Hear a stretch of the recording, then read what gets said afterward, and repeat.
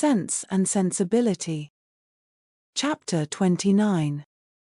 Before the housemaid had lit their fire the next day, or the sun gained any power over a cold, gloomy morning in January, Marianne, only half-dressed, was kneeling against one of the window seats for the sake of all the little light she could command from it, and writing as fast as a continual flow of tears would permit her. In this situation, Eleanor, roused from sleep by her agitation and sobs, first perceived her, and after observing her for a few moments with silent anxiety, said, in a tone of the most considerate gentleness, "Marianne, may I ask?" "No, Eleanor," she replied, "ask nothing. You will soon know all." The sort of desperate calmness with which this was said lasted no longer than while she spoke, and was immediately followed by a return of the same excessive affliction. It was some minutes before she could go on with her letter, and the frequent bursts of grief which still obliged her, at intervals, to withhold her pen, were proofs enough of her feeling how more than probable it was that she was writing for the last time to Willoughby. Eleanor paid her every quiet and unobtrusive attention in her power, and she would have tried to soothe and tranquilize her still more, had not Marianne entreated her, with all the eagerness of the most nervous irritability, not to speak to her for the world. In such circumstances, it was better for both that they should not be long together, and the restless state of Marianne's mind not only prevented her from remaining in the room a moment after she was dressed, but requiring at once solitude and continual change of place, made her wander about the house till breakfast time, avoiding the sight of everybody. At breakfast she neither ate, nor attempted to eat anything, and Eleanor's attention was then all employed, not in urging her, not in pitying her, nor in appearing to regard her, but in endeavoring to engage Mrs. Jennings's notice entirely to herself. As this was a favorite meal with Mrs. Jennings, it lasted a considerable time, and they were just setting themselves, after it, round the common working table, when a letter was delivered to Marianne, which she eagerly caught from the servant, and, turning of a death-like paleness, instantly ran out of the room. Eleanor, who saw as plainly by this, as if she had seen the direction, that it must come from Willoughby, felt immediately such a sickness at heart as made her hardly able to hold up her head, and sat in such a general tremor as made her fear it impossible to escape Mrs. Jennings's notice. That good lady, however, saw only that Marianne had received a letter from Willoughby, which appeared to her a very good joke, and which she treated accordingly, by hoping, with a laugh, that she would find it to her liking. Of Eleanor's distress, she was too busily employed in measuring lengths of worsted for her rug, to see anything at all, and calmly continuing her talk, as soon as Marianne disappeared, she said, "'Pon my word, I never saw a young woman so desperately in love in my life. My girls were nothing to her, and yet they used to be foolish enough, but as for Miss Marianne, she is quite an altered creature. I hope, from the bottom of my heart, he won't keep her waiting much longer, for it is quite grievous to see her look so ill and forlorn. Pray, when are they to be married?" Eleanor, though never less disposed to speak than at that moment, obliged herself to answer such an attack as this, and, therefore, trying to smile, replied, "And have you really, ma'am, talked yourself into a persuasion of my sister's being engaged to Mr. Willoughby? I thought it had been only a joke, but so serious a question seems to imply more, and I must beg, therefore, that you will not deceive yourself any longer. I do assure you that nothing would surprise me more than to hear of their being going to be married." For shame, Miss Dashwood. How can you talk so? Don't we all know that it must be a match, that they were over head and ears in love with each other from the first moment they met? Did not I see them together in Devonshire every day, and all day long, and did not I know that your sister came to town with me on purpose to buy wedding clothes? Come, this won't do. Because you are so sly about it yourself, you think nobody else has any senses, but it is no such thing, I can tell you, for it has been known all over town this ever so long. I tell everybody of it, and so does Charlotte." "Indeed, ma'am," said Eleanor, very seriously, "you are mistaken. Indeed, you are doing a very unkind thing in spreading the report, and you will find that you have, though you will not believe me now." Mrs. Jennings laughed again, but Eleanor had not spirits to say more, and eager at all events to know what Willoughby had written, hurried away to their room, where, on opening the door, she saw Marian stretched on the bed, almost choked by grief, one letter in her hand, and 2 or 3 others lying by her. Eleanor drew near, but without saying a word, and seating herself on the bed, took her hand, kissed her affectionately several times, and then gave way to a burst of tears, which at first was scarcely less violent than Marianne's. The latter, though unable to speak, seemed to feel all the tenderness of this behavior, and after some time thus spent in joint affliction, she put all the letters into Eleanor's hands, and then covering her face with her handkerchief, almost screamed with agony. Eleanor, who knew that such grief, shocking as it was to witness it, must have its course, watched by her till this excess of suffering had somewhat spent itself, and then turning eagerly to Willoughby's letter, read as follows. Bond Street, January. My dear Madam, I have just had the honor of receiving your letter, for which I beg to return my sincere acknowledgments. I am much concerned to find there was anything in my behavior last night that did not meet your approbation, and though I am quite at a loss to discover in what point I could be so unfortunate as to offend you, I entreat your forgiveness of what I can assure you to have been perfectly unintentional. I shall never reflect on my former acquaintance with your family in Devonshire without the most grateful pleasure, and flatter myself it will not be broken by any mistake or misapprehension of my actions. My esteem for your whole family is very sincere, but if I have been so unfortunate as to give rise to a belief of more than I felt, or meant to express, I shall reproach myself for not having been more guarded in my professions of that esteem. That I should ever have meant more you will allow to be impossible, when you understand that my affections have been long engaged elsewhere, and it will not be many weeks, I believe, before this engagement is fulfilled. It is with great regret that I obey your commands in returning the letters with which I have been honored from you, and the lock of hair, which you so obligingly bestowed on me. I am, dear Madam, your most obedient, humble servant, John Willoughby. With what indignation such a letter as this must be read by Miss Dashwood, may be imagined. Though aware, before she began it, that it must bring a confession of his inconstancy, and confirm their separation for ever, she was not aware that such language could be suffered to announce it, nor could she have supposed Willoughby capable of departing so far from the appearance of every honourable and delicate feeling, so far from the common decorum of a gentleman, as to send a letter so impudently cruel, a letter which, instead of bringing with his desire of a release any professions of regret, acknowledged no breach of faith, denied all peculiar affection whatever, a letter of which every line was an insult, and which proclaimed its writer to be deep in hardened villainy. She paused over it for some time with indignant astonishment, then read it again and again, but every perusal only served to increase her abhorrence of the man, and so bitter were her feelings against him, that she dared not trust herself to speak, lest she might wound Marianne still deeper by treating their disengagement, not as a loss to her of any possible good but as an escape from the worst and most irremediable of all evils, a connection, for life, with an unprincipled man, as a deliverance the most real, a blessing the most important.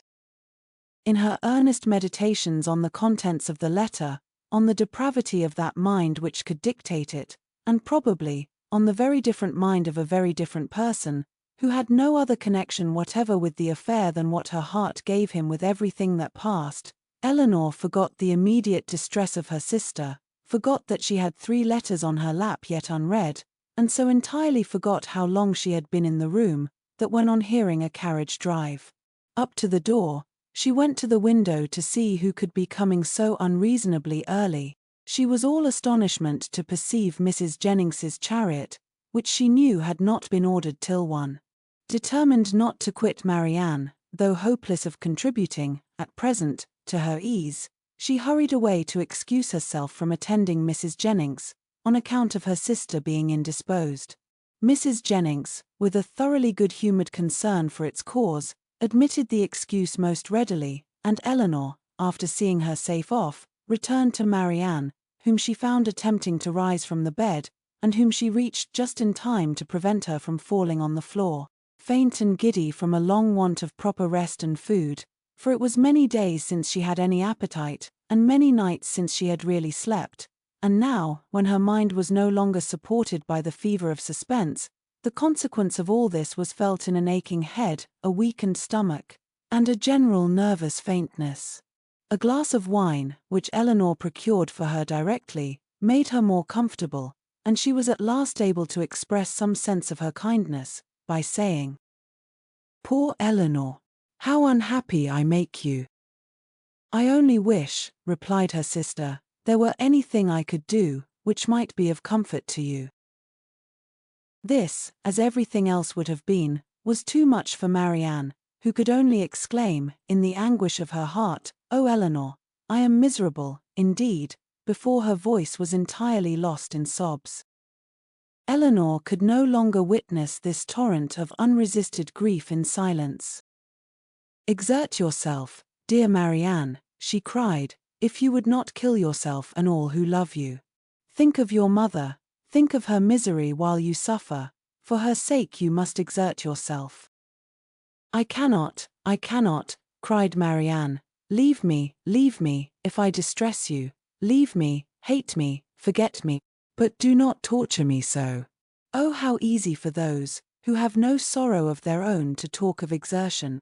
Happy Eleanor, you cannot have an idea of what I suffer. Do you call me happy, Marianne? Ah, if you knew!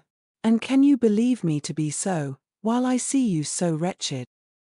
Forgive me, throwing her arms round her sister's neck. I know you feel for me, I know what a heart you have, but yet you must be happy. Edward loves you. What can do away such happiness as that? Many circumstances, said Eleanor, solemnly. No, cried Marianne wildly, he loves you, and only you. You can have no grief. I can have no pleasure while I see you in this state. And you will never see me otherwise. Mine is a misery which nothing can do away. You must not talk so, Marianne. Have you no comforts? No friends? Is your loss such as leaves no opening for consolation? Much as you suffer now, think of what you would have suffered if the discovery of his character had been delayed to a later period, if your engagement had been carried on for months and months, as it might have been, before he chose to put an end to it. Every additional day of unhappy confidence, on your side, would have made the blow more dreadful. Engagement, cried Marianne. There has been no engagement. No engagement. No, he is not so unworthy as you believe him. He has broken no faith with me. But he told you that he loved you. Yes, no, never absolutely. It was every day implied, but never professedly declared. Sometimes I thought it had been, but it never was. Yet you wrote to him? Yes, could that be wrong after all that had passed? But I cannot talk. Eleanor said no more, and turning again to the 3 letters which now raised a much stronger curiosity than before, directly ran over the contents of all. The first, which was what her sister had sent him on their arrival in town, was to this effect. Berkeley Street, January. How surprised you will be, Willoughby, on receiving this, and I think you will feel something more than surprise, when you know that I am in town. An opportunity of coming hither, though with Mrs. Jennings, was a temptation we could not resist. I wish you may receive this in time to come here tonight, but I will not depend on it. At any rate I shall expect you tomorrow. For the present, adieu. M.D. Her second note, which had been written on the morning after the dance at the Middletons, was in these words. I cannot express my disappointment in having missed you the day before yesterday, nor my astonishment at not having received any answer to a note which I sent you above a week ago. I have been expecting to hear from you, and still more to see you, every hour of the day. Pray call again as soon as possible, and explain the reason of my having expected this in vain. You had better come earlier another time, because we are generally out by 1. We were last night at Lady Middleton's, where there was a dance. I have been told that you were asked to be of the party. But could it be so? You must be very much altered indeed since we parted, if that could be the case, and you not there. But I will not suppose this possible, and I hope very soon to receive your personal assurance of its being otherwise. M.D. The contents of her last note to him were these. What am I to imagine, Willoughby, by your behaviour last night? Again I demand an explanation of it. I was prepared to meet you with the pleasure which our separation naturally produced, with the familiarity which our intimacy at Barton appeared to me to justify. I was repulsed indeed.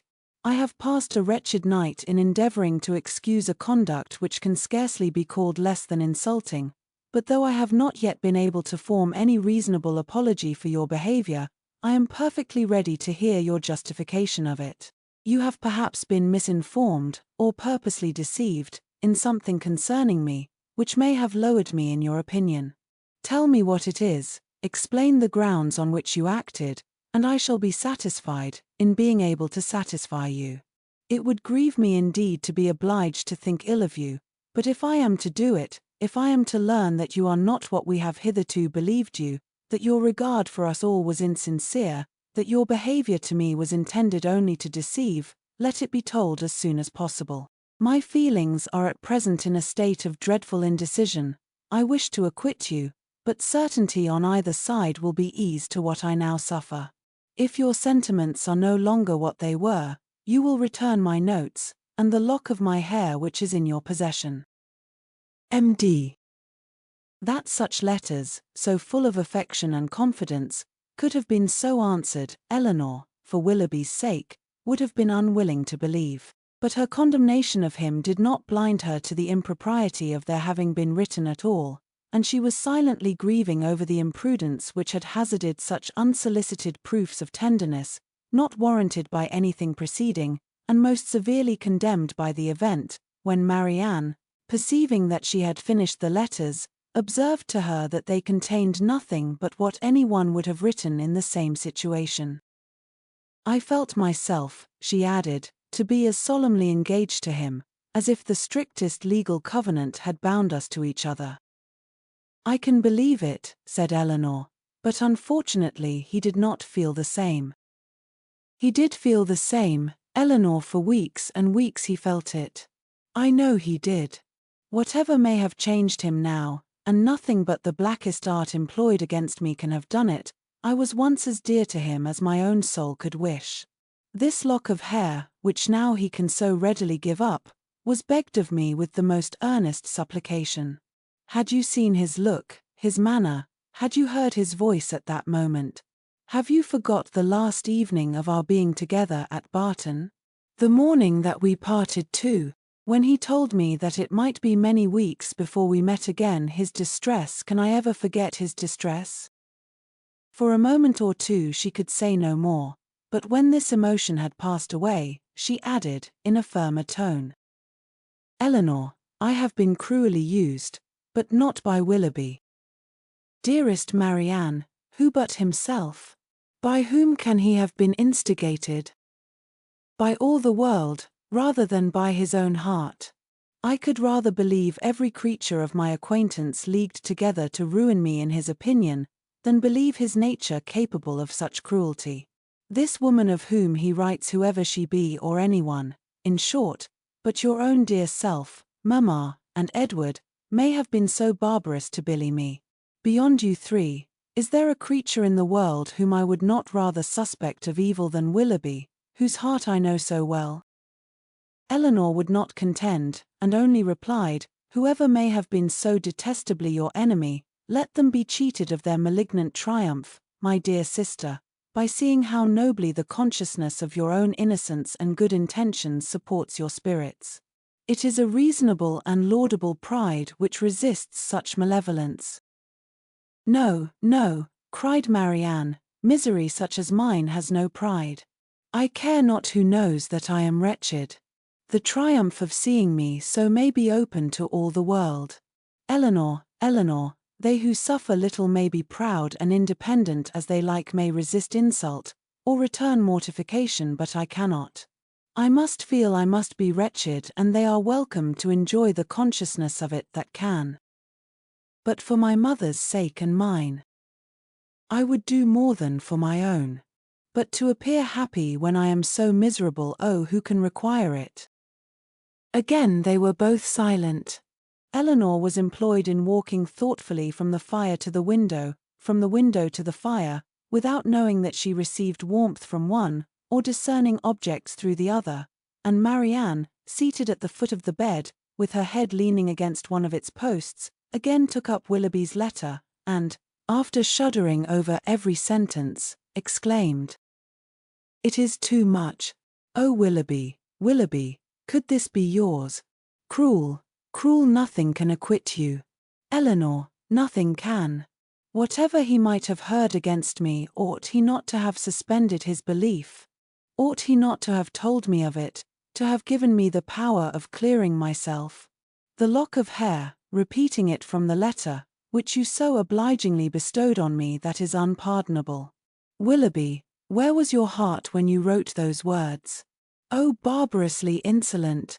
Eleanor, can he be justified? No, Marianne, in no possible way. And yet this woman, who knows what her art may have been, how long it may have been premeditated, and how deeply contrived by her, who is she? Who can she be? Whom did I ever hear him talk of as young and attractive among his female acquaintance?